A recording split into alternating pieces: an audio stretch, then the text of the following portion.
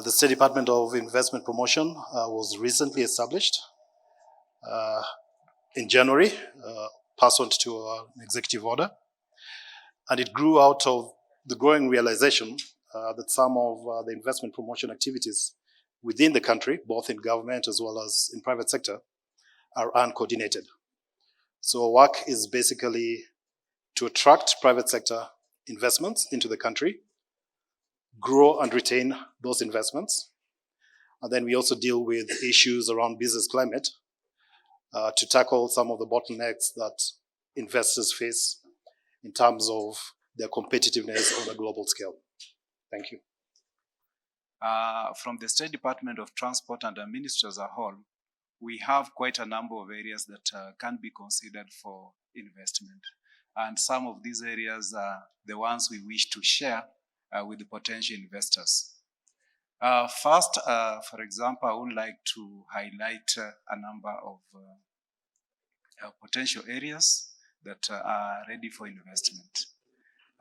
For example, I will highlight in 4 areas that we are going to look at, mainly touching on the 4 modes of transport. First of all, there is the area of aviation, and under aviation we have, I'm going to distinguish that per airstrip or airport.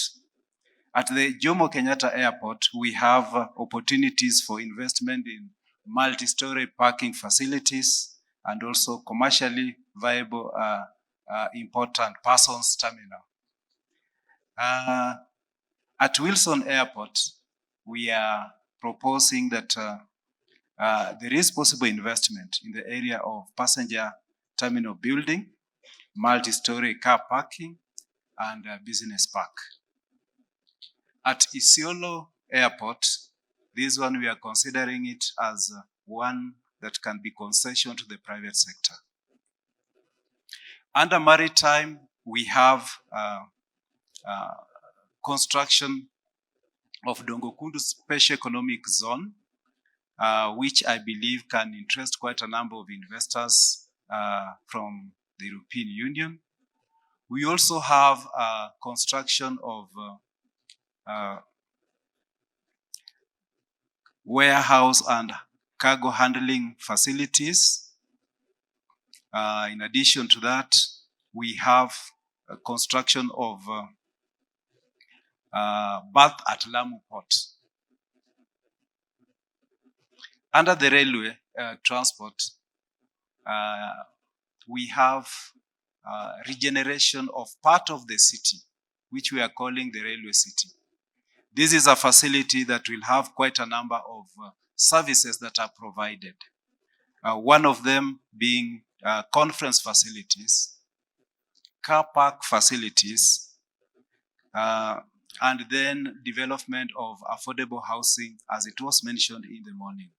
This provides a huge opportunity because it's actually extending the CBD and regenerating some of the sector that is occupied by houses or buildings that were built, some of them close to a century. So we are renewing the area of that railway transport.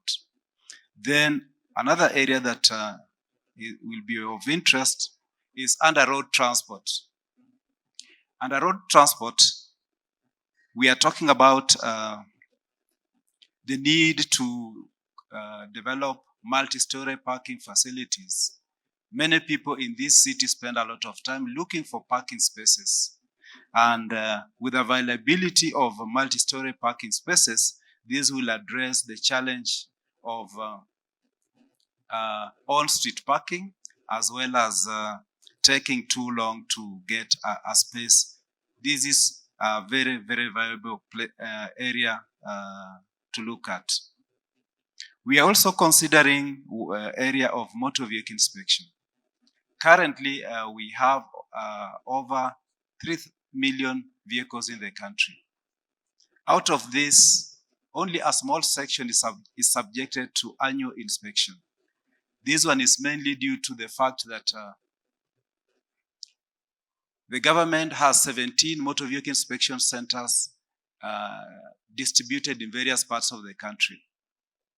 And we have already made a law which requires that all vehicles which are older than 4 years be subjected to inspection.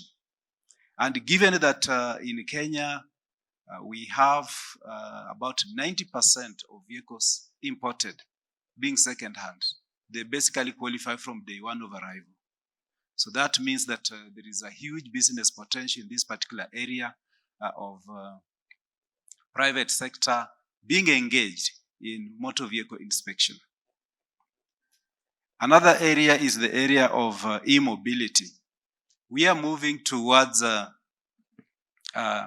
green transport.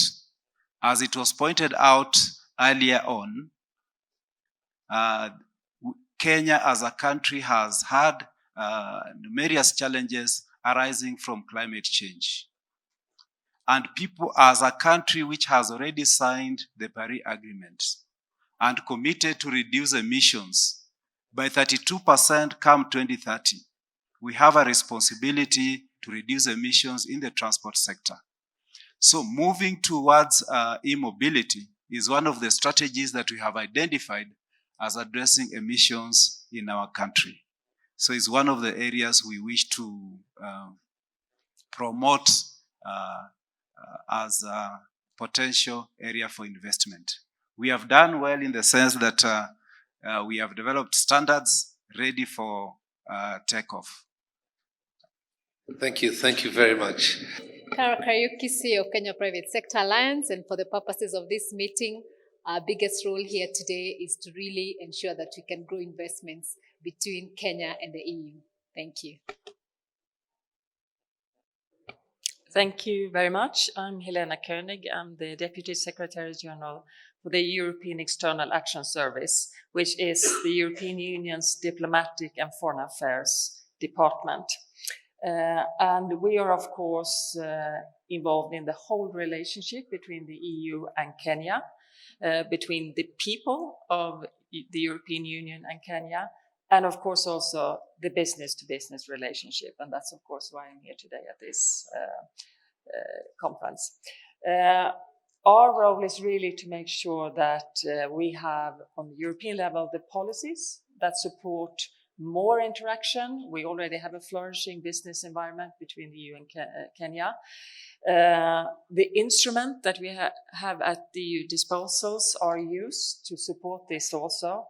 And not the least, making sure that we have a very close contact with our EU member states, so also all of EU member states' instruments are used to support the development of our partnership.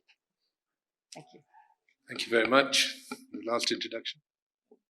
Thank you very much. My name is Dora Correa. I am a director in DG Trade in the European Commission, particularly responsible for trade and investment relations with Africa, and today for Kenya more particularly. I am actually the one Honorable C.S. Kuria threatened to confiscate the passport from if we don't deliver on the economic partnership agreement by the end of the week. So I hope I have your sympathy for this task ahead. Thank you very much. Thank you very much. And we hope you get your passport back soon. But just diving into this discussion of fostering EU-Kenya business relations and taking it to the new level, I think we will open it up to the floor as well so that we can ask these questions to this distinguished panel. But I'd like to start with Chanel Kadenda, who's on my left, who is sitting in here for the PS in charge of investments. It might be a slightly difficult question, but I think the audience would like to hear difficult questions and get difficult answers that come to you. And the question is, and this came to me from the audience, investors are increasingly concerned about the ease of doing business and increasing costs. Which reform initiatives has the government prioritized to improve the business and investment climate? Bit fully loaded, but as much as you can try. Thank you. All right, thank you, Jazz. So over the years, the government of Kenya has certainly recognized the importance of addressing bottlenecks in the investment environment as well as the business environment to be able to then address issues of competitiveness for the private sector. So since the year 2014, the government embarked on an ambitious program to improve the country's rankings under the World Bank run Ease of Doing Business program. So quite a number of reforms were carried out, and I'm happy to say that by the year 2021, when the last rankings were provided, the country had actually improved 80 positions from 136th position to 56th by that year. And it's also important to note that in quite a number of areas, the country came out tops in terms of rankings, in terms of the reforms that were carried out. But more specifically to the reforms that government has been carrying out. So part of our reforms are focused on basically just looking at the business life cycle. So from when you set up a business, how exactly is that experience for you as an investor? We've worked with development partners to improve on the business registration services. There is a unified company registration platform that basically enables you to get all your statutory registrations at once in an automated process, reducing the amount of time you need to take and the cost to be able to go to different offices. In terms of tax processes, what we've done is we've developed a single window through which we have unified payroll taxes. So every month when you need to pay your income tax for the individual as well as the Social Security and Hospital Insurance Fund, we are rolling out a unified platform to ensure that that is done at once. So that will further reduce bureaucracy in that area. We've worked with the judiciary to establish small claims courts. Over 15 such locations have already been identified and gazetted across the country, and adjudicators are now dealing with cases in those areas. The experience has been good. In the first year, well over 6,000 cases were dispensed, reducing the backlog significantly, and well over 1 billion Kenyan shillings worth of money that was locked up in judicial proceedings was released for businesses to be able to operationalize with. Other areas of reform include working on basically just logistics. We've simplified processes, eliminated some in certain cases. We're also working with county governments to basically address inter-county trade. There have been concerns raised by the private sector about the multiplicity of different government organizations involved in regulation as well as the licensing of trade. So we have a work stream on that. We intend to ensure that when you get a single business license, it is effectively a single business license. And also to ensure that there's predictability across the country as you scale your business. We've also worked in the area of tax. Currently, there's already a draft tax policy, national tax policy, that has been developed, and it's gone through public participation. It should be passed in the next couple of months. It will create better predictability for businesses in terms of being able to plan what kind of taxes they need to pay over time. So those are just a few of the reforms that have been carried out. I'll be happy to give more details later. Thank you. Thank you very much, Fanuel. Next question to Director of Roads and Rail, Martin Iswani. You did a great presentation in chalking out the Ministry of Transport's vision on how they want to go forward. And there's a point you touched on e-mobility and e-mobility possibilities in Kenya. I'm sure the audience here and the way Europe and US is going into this whole new trajectory of moving away from fossil fuels and going into electric vehicles. And we heard the president talked about green revolution or green production or clean energy. The question is that countries around the world are shifting to electric mobility as part of a strategy of reducing emissions and addressing climate change. That's exactly what the president also talked about this morning. So the question is, what investment opportunities are available in Kenya in that e-mobility sector?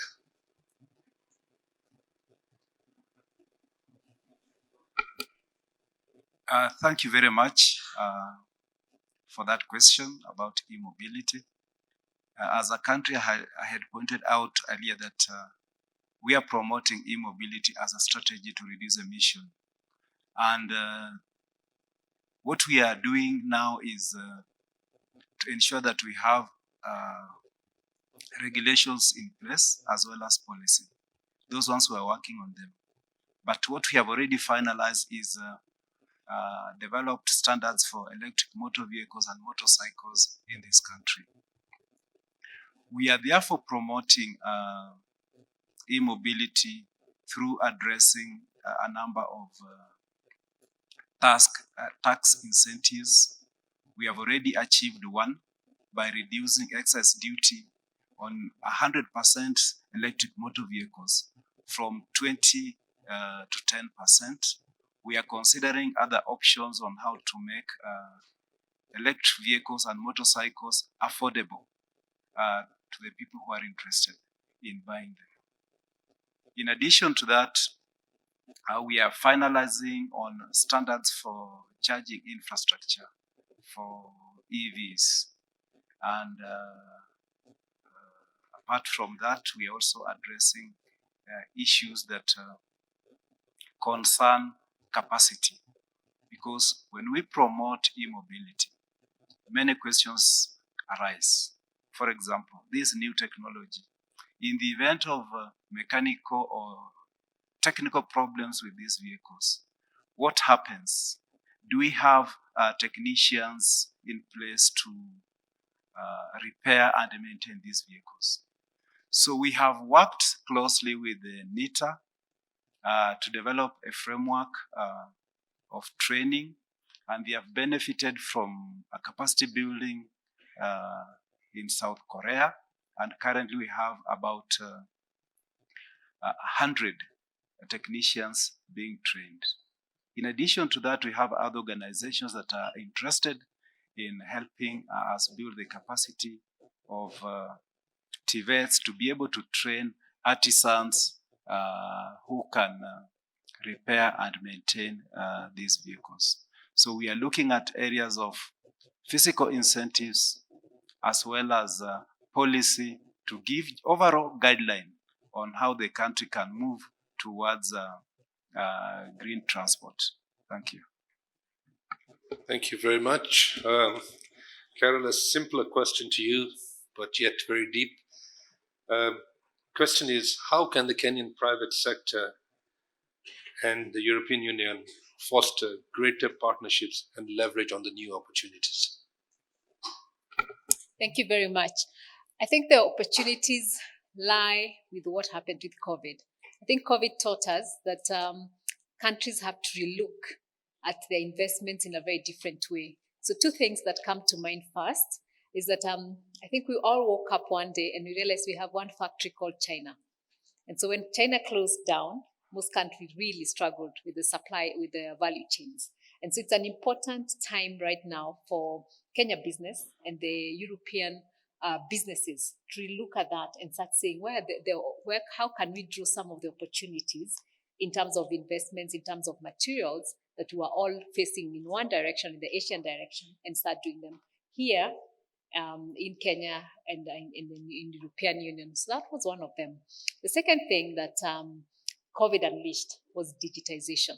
So now you can do a lot more business digitally without having to travel. And so again, this is where the opportunities lie, and especially for our young people as they think about digital jobs, that they can do digital jobs and digitally enabled jobs without traveling. And that will reduce even the issues we have of immigration and that we've seen, and especially North Africa and the EU. So again, new jobs and new areas. The third area is that, and that was alluded by the president this morning, was the issue of green economy. And as we see what's happening with the climate change, And many times when you talk to businesses and you try to get them to adopt to green businesses, to green economy, they see costs instead of opportunities. And actually, there are more opportunities if we turn green than when we remain the way we are. And I'll give a good example. It's circular economy. Everything that we use, anything that we make, can actually be reused, including food. And many times peels, even banana peels, shouldn't be thrown away. They are actually food, and we can turn them to food. So turning to circular economy presents many more opportunities for both businesses here in Kenya and in the European Union as we look green and as we move to the green economy and circular economy. So those are three great areas that we can work together and start looking at them using digital, moving some of the investments into the region that are now leaving the other continents, but also for Africa. I think for the European Union is to say, Africa is a remaining continent. We're always saying we're the last continent, and the opportunities are mega. And I will not reiterate what the president said, from the population to greenery to food security and all that. And because we've had a long-term relationship, including our infrastructure and how infrastructure looks and works, and we are closer continents than with any other, then the opportunities are immense. And so for me, that's where I'd be looking at the new opportunities that COVID did bring to us, but also looking back and saying, because of our long-term relationship that we've had between the two continents, between the country and the union, and now as we're going into ACFTA, that we look at the new opportunities that are coming up with the circular economy, with the green economy, and the population in Africa. Thank you, Carol.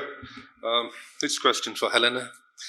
The African continent is 54 African countries. A lot of them are least developed countries, and very few of them are developing countries.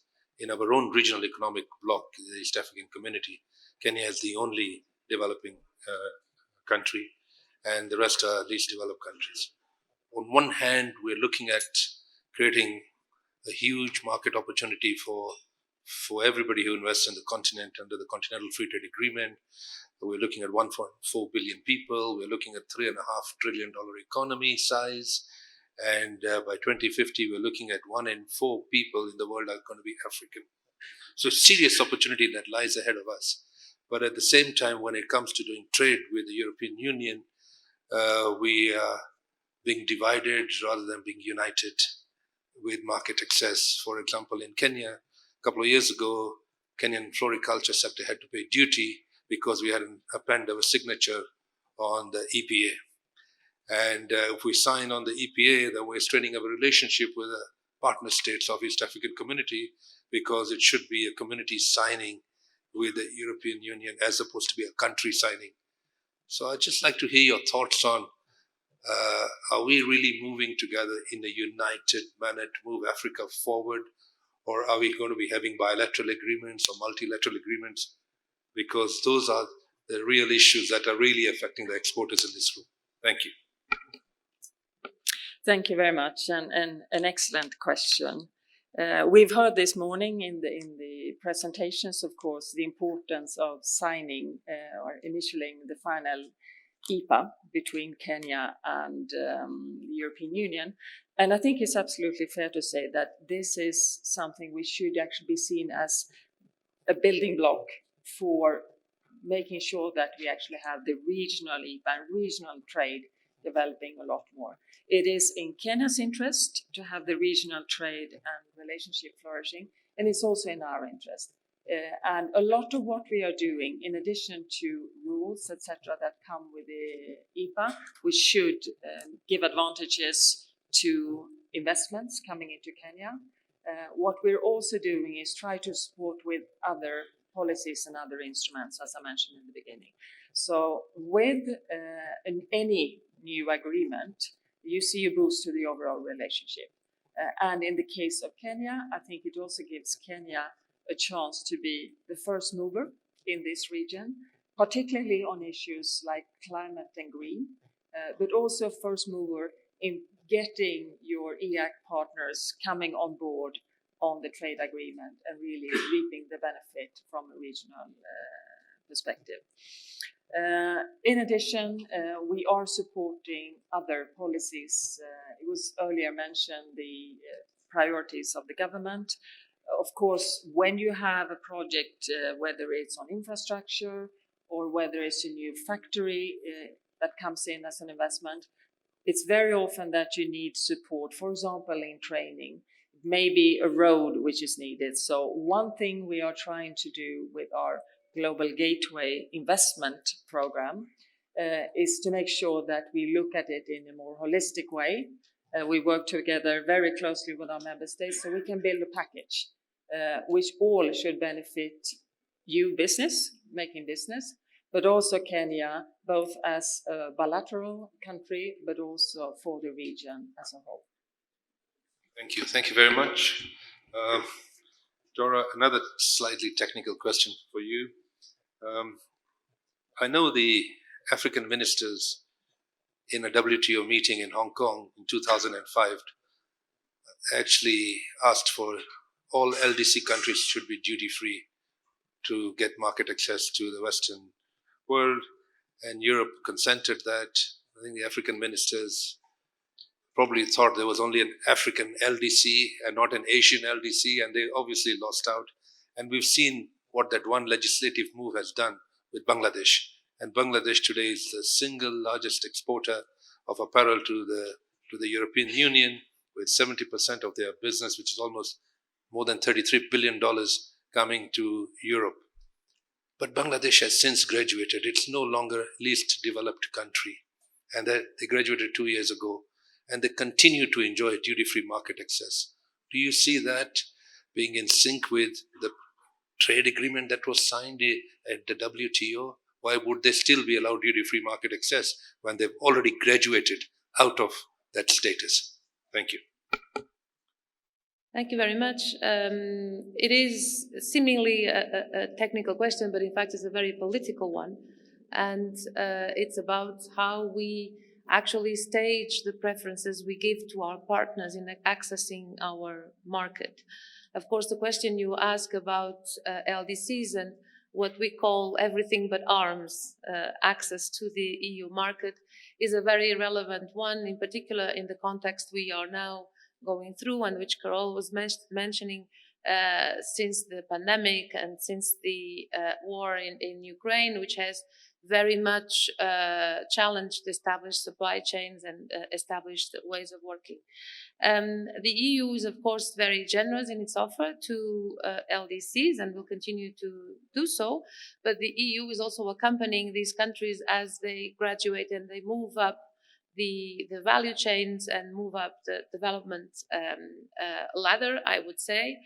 It is important for us, of course, to have a framework that puts these relations into a stable and predictable rule-based system, and we very much continue to defend the WTO multilateral system in this regard. Of course, then, and also building on your question and Helene's reply, of course, then the EU also establishes preferential partnerships, either bilaterally or regional, through free trade agreements or economic partnership agreements. And this is for us really how trade can better support the development efforts of our partners.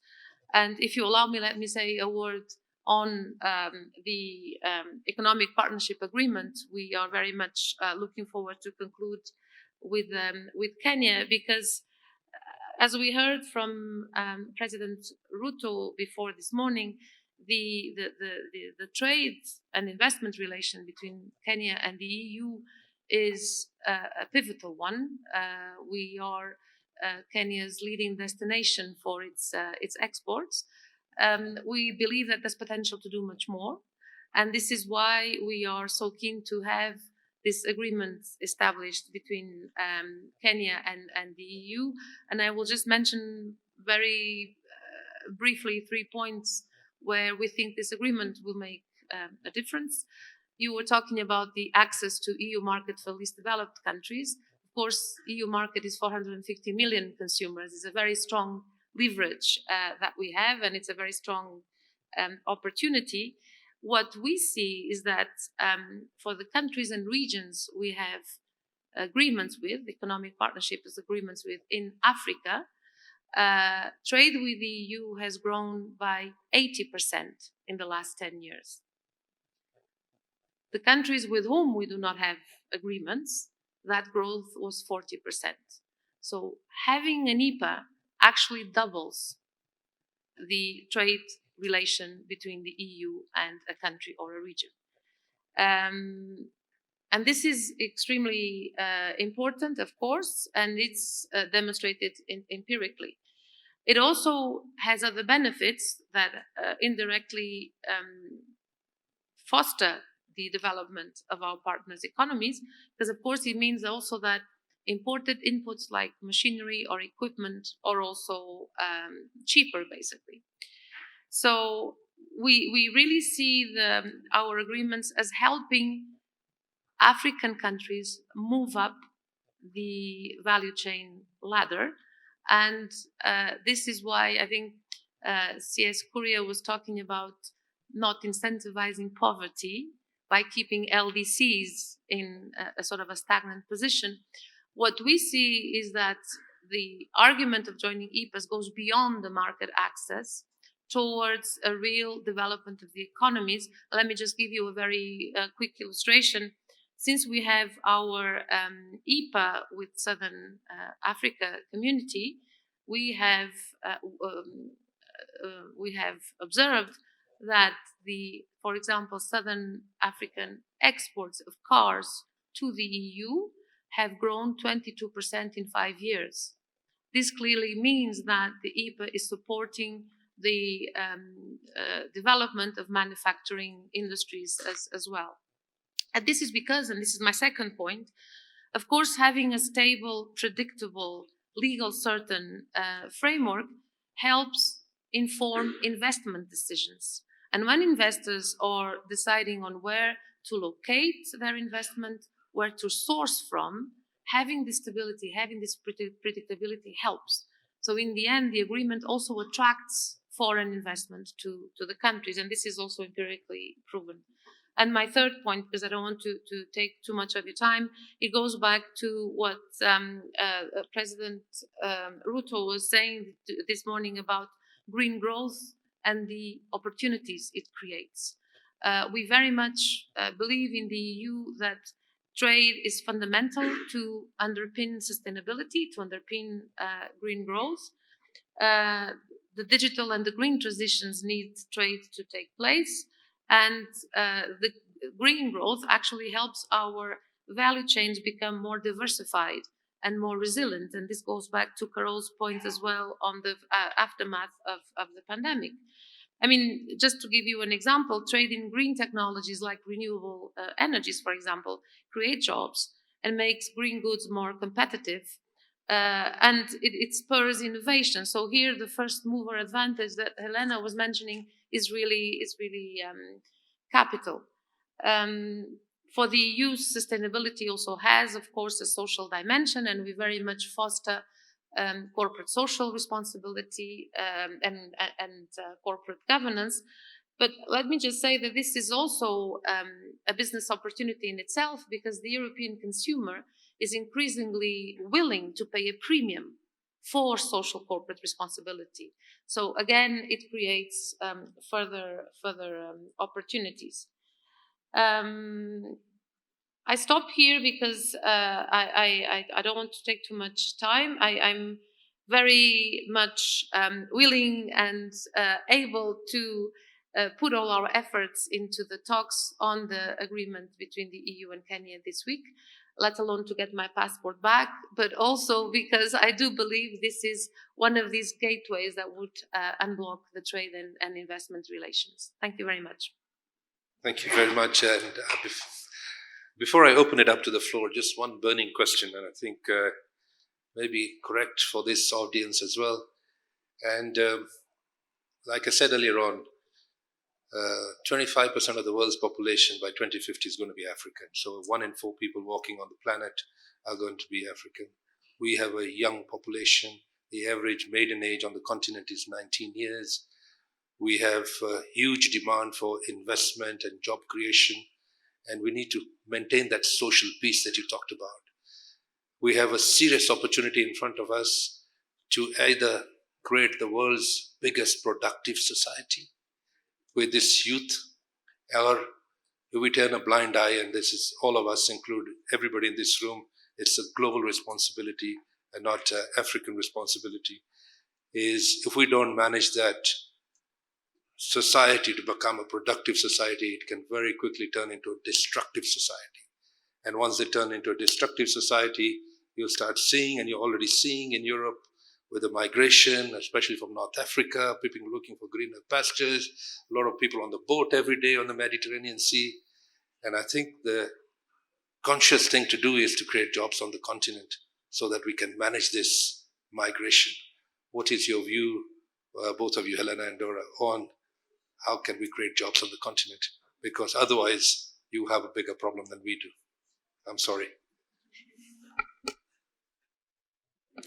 Thank you. And I think on migration, but it's actually a lot wider than migration as such. And I think your point of let's turn it around, going from a destructive society when it comes to climate to a productive society which is sustainable is one of the key aspects of this. It's clear that we in Europe want to see Africa develop. It is good for you and it's good for us. And I don't think it's only because of migration pressure, but it's actually good for our whole economy. It's good for the environment. It's good for climate. So all of that, I think we are trying to, I think all of us, not only Europe, but others are trying to get our act together, if I'm saying it that way.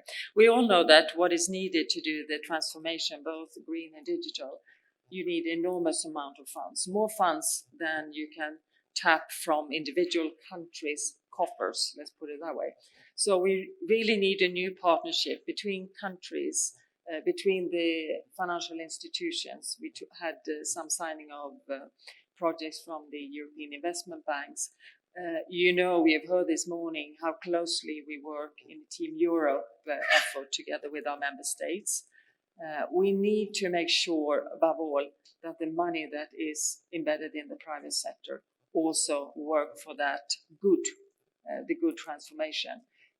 It's not only Africa, but for us, Europe, I think Africa is crucial, as you mentioned. So I think by working together, by making sure that we become more efficient, that we join our strategies and try to get all actors joining in on where we want to reach.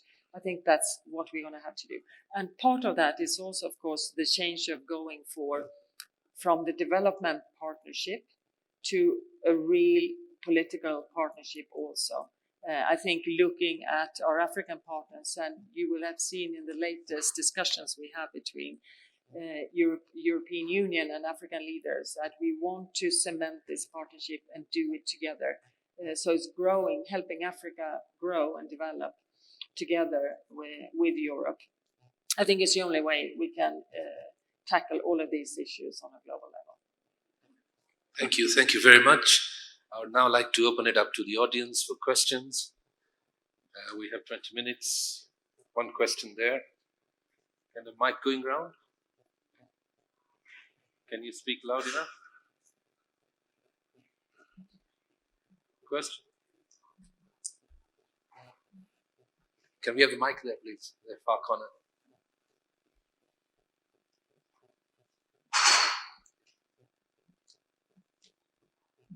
Question to any panelist. Thank you. Good afternoon, everyone. Thank you so much, panelists, for the brilliant presentations. I really learned a lot, in fact. And I should start with my introduction. My name is Diana. I'm a student and also I'm interning at the Ministry of Foreign Affairs. So this is a direct question to all the panelists because I believe for the many youth that are here that will not be able to ask these questions, I should be the gateway as well to ask this for them. The EU has been a big part of Kenya, and I think I'll quote the EU-Kenya Partnership Blue Book for 2021. And in this, we had the Green Deal and digitalization as the key mutual interest between Kenya and the EU. considering the fact that we're talking about opportunities and partnerships, I'd love for the panel to highlight to us exactly how the youth can participate and be a part of such a transformation in order not only to bring a global gateway through Kenya, but also to sustain Kenya itself and the youth that are here towards green deals and the digitalization of all our equipments, especially here in Kenya. My second question is in regards to, and I think I'll use the case study of Kiambu Institute of Science, whereby it just joined the network for centers of excellence. And these are one of the key amendments that the EU has been pushing.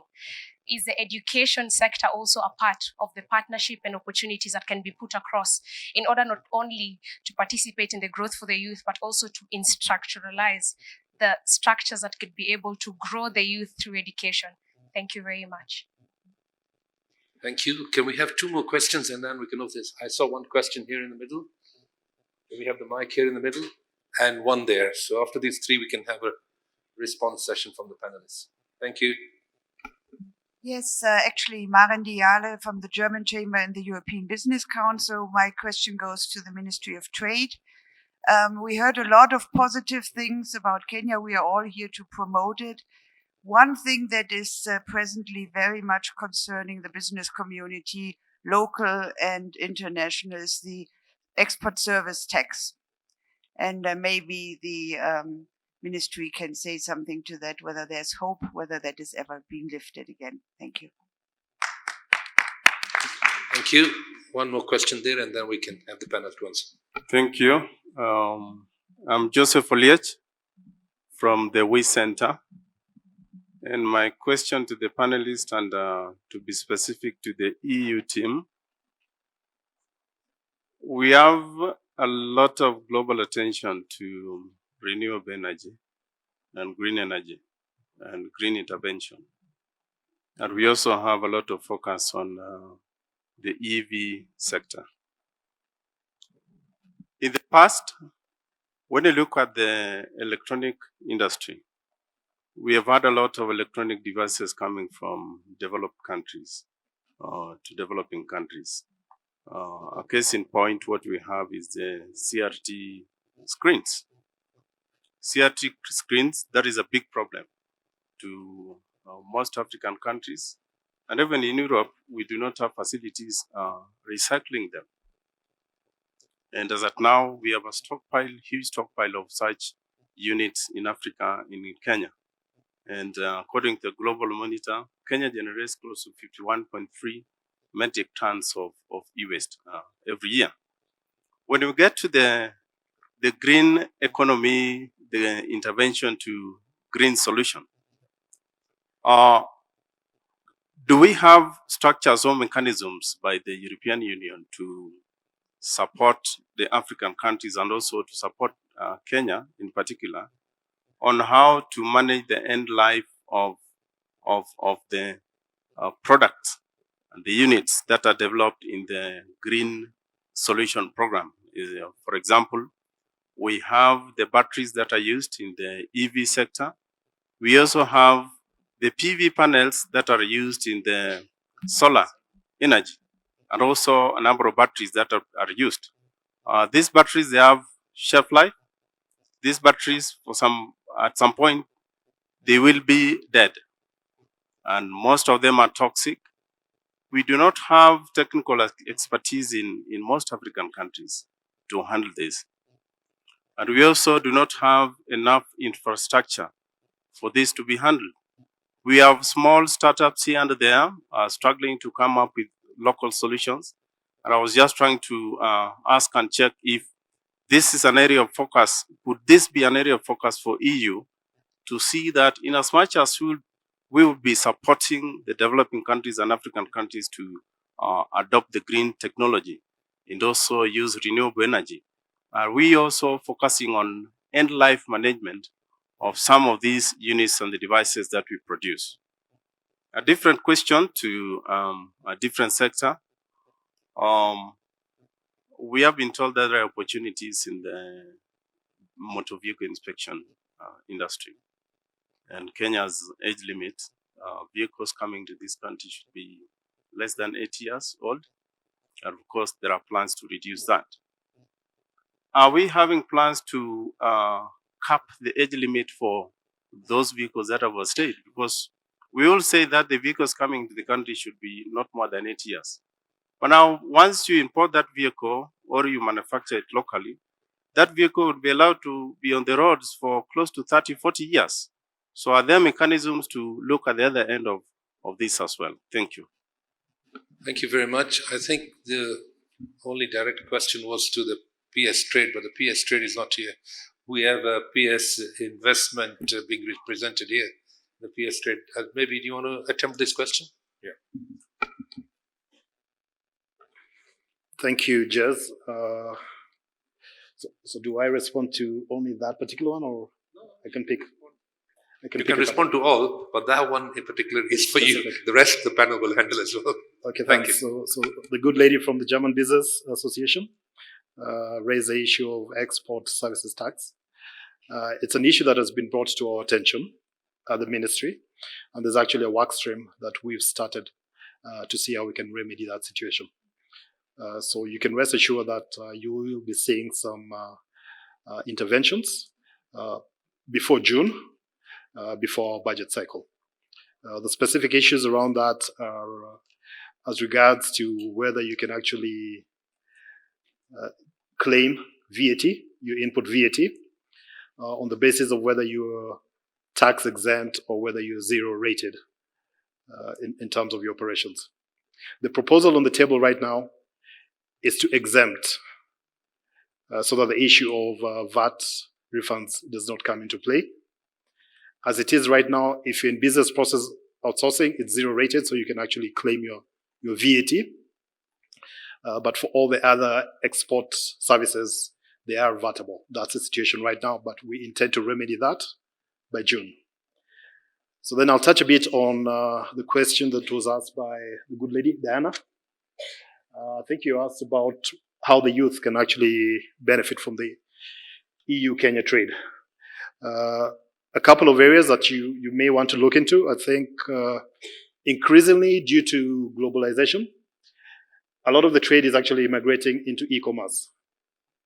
So the youth can actually take advantage of that in terms of establishing e-commerce platforms to be able to reach a wider market.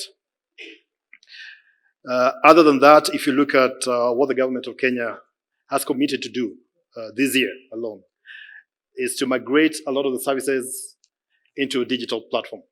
So digitization of services. I think that's an area where the youth can actually take advantage of. There's going to be lots of opportunities for those, especially in the tech field, to develop applications that can actually help in terms of digitization. In the reform work that we do under the State Department for Investment Promotion, we also do a lot of mapping of systems. So we map systems to improve on efficiencies. And more often than not, we end up with a solution that's either based on technology or based on basically just look at how you can digitize or automate processes. So that's another area you can look at. I'll leave the one on education to my colleagues, but maybe I'll just pick on one last issue. Joseph, I think you raised an issue about end of life for e-waste. When you look at e-waste, when you look at motor vehicles. So the way you handle e-waste is governed by conventions. The conventions at international level, and within this country we have the National Environmental Management Authority that's mandated to basically enforce that compliance. It also creates an opportunity.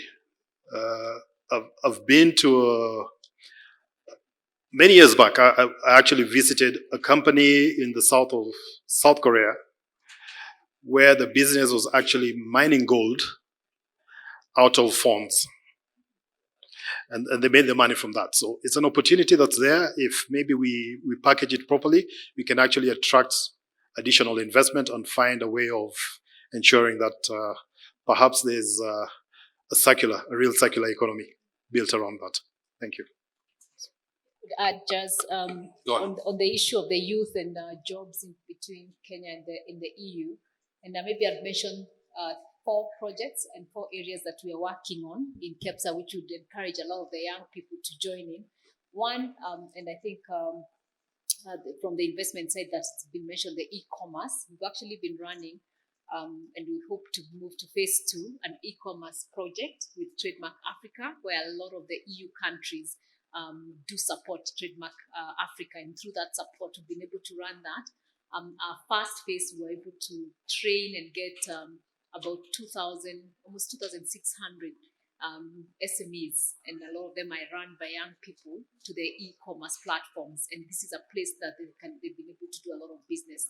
The second one, we do have a project under KEPSA called the Sustainable Inclusive Business, and this is really a knowledge hub where we really work with businesses on sustainability, and we do encourage a lot of the young people to be that. Around that, we also run in that the Kenya Plastic Pact, which is the first in Africa. And this is really to get into the whole recycling, waste management, but under SIBs, where we're really hoping to hold a lot of the innovations that are coming out of the green economy and the circular economy. And so that would be a good area to get a lot of the young people. The third one is what we do, the digital and digitally enabled jobs, what we call Ajira. Ajira in Swahili, but means work. And again, because of what we're saying, you don't have to travel to do jobs across the continents as much as before. And so here we're training the young people to really work, get to have the digital skills and to be able to access the digital platforms so they can apply for jobs. And I think what I'd encourage the business people who are here is that we can post a lot of the jobs online, so that a lot of the young people who are really, really skilled, especially the Kenyan youth, can do some of the jobs out there in Europe that without having to travel to Europe. That's one. There's another project that we've been working with the government of the French government, and again SIB, which is supported by the Dutch, and that's in the coast region, and this is on recycling, and we started with one of the slums, and this is recycling, but it's just not recycling, but it's getting the youth to earn and become entrepreneurs through that recycling, and we hope we can expand that. So those are some of the opportunities that would encourage the youth to be part of what we're doing, but there are many others if they get in touch with us. Thank you very much. Do you want to? Thanks. Yes, a few comments on youth. And of course, I mean, it's a huge asset for Africa or your young population. And I think we can only look with envy, some of us, other countries, and the wonderful, like I said, energy we have in that. If I move over to the political level, and I mentioned the discussions we have between the EU institutions, our member states, and African leaders. What we normally try to have is also having a youth summit in conjunction to that, and have the chance of having youth views being actually presented to leaders. And I think that's very important also, because one of the things, of course, that we do very much in programs is to try to encourage SMEs, like was already mentioned. But I think it's also on the political level, it's very important to hear young voices. Because young people, and I can say that not being young, even though mentally perhaps we all feel young, the agility and the pickup of new technologies, that's really happening a lot more with the young population, as was said here before. So we have to take that advantage. We have to make sure that the opportunities are there, that the training is there. And then, of course, I come to the education. Yes, education is definitely still part of what we want to do together with Kenya. I mentioned earlier, it is very important because everything else we do requires skills. So it's not only formal education, but it's also skills training. And particularly in sectors like digital, you have a lot of use of young people who may need specific skills that you actually can train separately. And that is part of our offer, what we're trying to tie together when we look at investment possibilities together with African countries. Just one short comment on the end life. Of course, we're talking about international conventions, really important, but we're also talking about national policies. It's national policies very much also implementing these conventions that we've all signed up to, that gives the impetus for changing behavior, but also changing behavior from the population, but also businesses.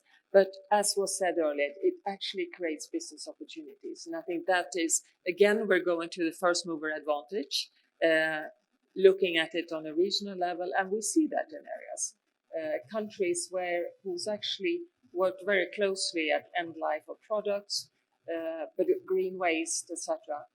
They are actually doing fantastically well because it's really at the build-up of demand already in the markets.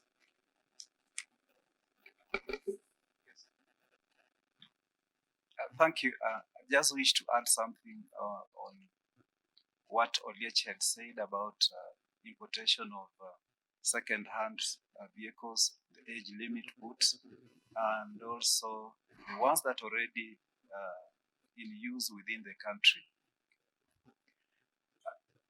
The government has already come up with the automotive policy, which is in Parliament, and the aim of this policy is to reduce further the age limit of importation. The reason why we are addressing this is that we believe that the newer the vehicle, the better the technology, the more fuel efficient they are, and therefore less emissions. Then also we want to promote local assembly. Prior to liberalization and the flooding in of second-hand vehicles, Kenya used to assemble more than 10,000 vehicles. That's in the 90s.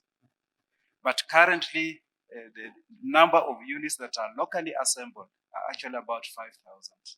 Yet the country has the capacity to assemble more than 30,000 units per year. We also want to encourage local assembly. Then, with regard to vehicles that are already within the country, I had indicated that we are attracting private investors to be involved in motor vehicle inspection. That is to ensure that the vehicles that are on the road are roadworthy. Currently, private cars are not being inspected because we don't have the capacity. But we believe the moment we have other players joining and playing a role in motor vehicle inspection, we should be able to address some of the issues that are with the fleet that is within the country. So that if the vehicle is well maintained, it meets the standard set, then however old it is, it will be kept on the road. But if it doesn't meet, then it has to be kept off the road.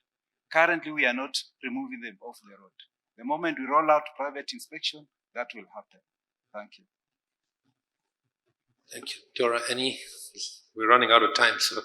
Yes, almost said, and then just one quick comment for me on the circular economy aspect. Elena was saying that indeed this is also a big business opportunity. On our side in Europe, we're putting lots of emphasis on that, and we estimate that by 2030, we should be able to actually source between a quarter and a third of our needs in critical materials from recycling and recycling up. So that is a very important point I wanted to make. Thank you very much. Thank you. I'd just like to thank my panelists for an amazing input and involvement they've had in this session. And thank you all audiences to be here. And yes, spot on at 12:30, this session is done. Thank you very much.